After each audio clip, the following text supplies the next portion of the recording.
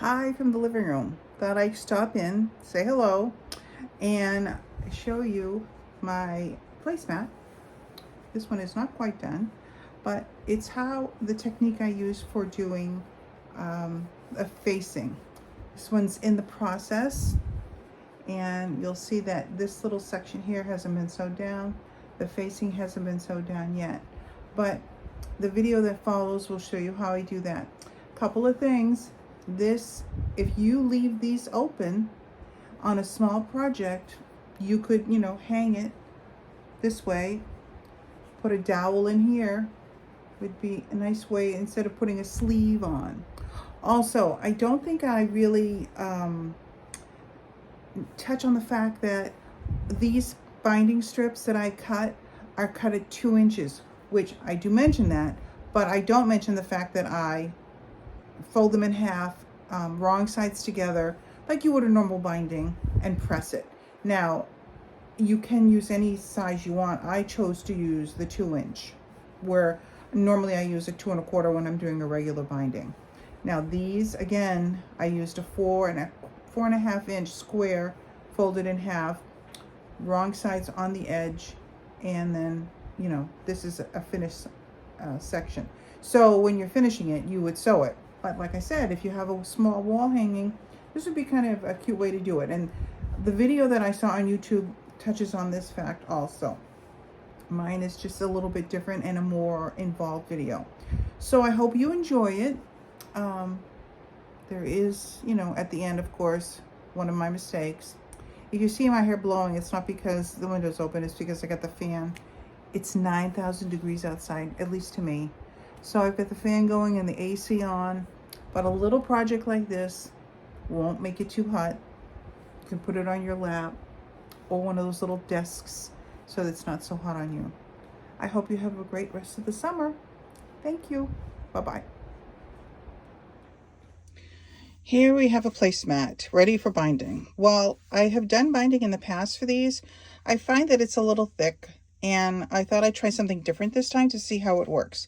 So what I have done is I'm going to face it. Now, I have faced something else in the past, and it was very bulky at the ends here where they met. So this way, I saw this on YouTube, and I thought, oh, that's a great idea.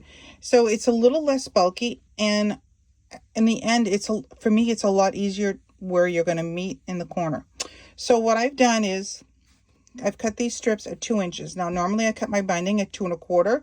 So you're saving some fabric there. If you don't have a lot of fabric, there you go. And then you don't have to go to the whole end over here, because your squares, these are cut at 4 1/2, folded in half on the diagonal. And these are going to be placed in each corner. So these are your open edges here on the edge here. So see, you're leaving this like that. Then you're going to put your fabric there, your binding, faux binding, whatever you want to call it. And you put that one there, making sure that you put your triangles in the corner first. That's important, or else you're going to have it wrong. And it's on the right side of the placemat or quilt or whatever. Now, these are not by any means shorter to do, but they're different. It's a facing rather than a binding, if you want something that's a little more not distracting from your piece. So, and I just wanted something that might be a little bit flatter. So you put these on all 4 sides, and then you put, your shorter ones here, and then you just go around sewing it all. You don't have to be fancy about it. I did a short stitch. My stitch width was 6.2. So it's a narrow, it's a very scant 1/4 inch. And that's because we're going to flip these over, and then we're going to do it like a top stitch. I don't know what they call it. It's a dressmaking term that they use for facings. So anyway, so that's what you do. Now, once that is done, I'm going to move this out of the way so you can see what it's going to look like through the magic of preparation. This is what it looks like. So you can see this would be, as it was sewn on. Now I have pressed this, after it's been sewn, I've pressed this back. This I've left it is, I've you know, cut the corners off a little bit and put a little corner stitch right there. So now if you look really close, you have to look really close right there. You can see I've done that little top stitch over here so that, I don't know why, it helps it to stay, to listen to when you're gonna turn it over. Now I'm gonna turn it over, but first I have to flip these over, which I can't do and hold the camera, but you flip these over and then I'm gonna clip them all along the edge. So that's the first part. Next I'll show you the next part. All right, so now I flipped them over. See, these are not flipped over yet, and these have been flipped over. See how nice and neat that is now? So what happens is, as I flip it over, it kind of gets a little pooky, but this what I'll do is, once it's all like you know, pressed down and brought to the back, then I'll pin this to make sure it stays flat, and then I'll just hand stitch it. So it's still hand stitching, well, unless you want to machine stitch it, but it's still hand stitching, but it's just mostly, I think, for a different look, a different technique, and if you don't have enough fabric for a whole binding.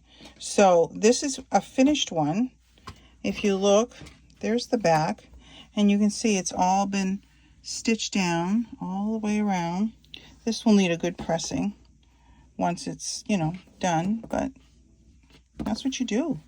Pretty easy, and just a different technique, something to show off your quilt rather than, you know, saying, oh, look at me, I'm the binding. But I like a binding too. Sometimes it accents it, but for this one I wanted to try this and see how flat it is, and it does seem to be a little bit flatter, so hopefully that works for you. As a side note, this is a little mug rug that I made for my bee girls one year for Christmas, and I did the facing, and of course we are hexagon hotties, so I had to include the hexagons. This was just a little bit of applique, and I just did it by machine, you know, something quick, and then what is that?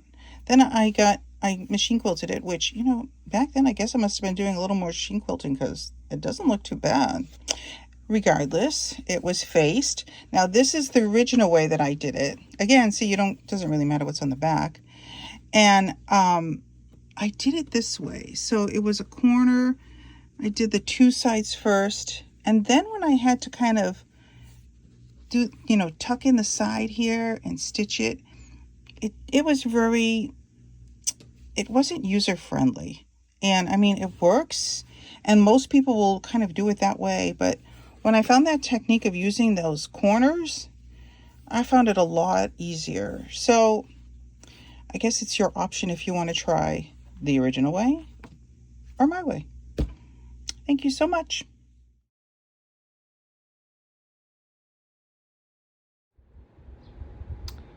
You see this? This is the front of the placemat.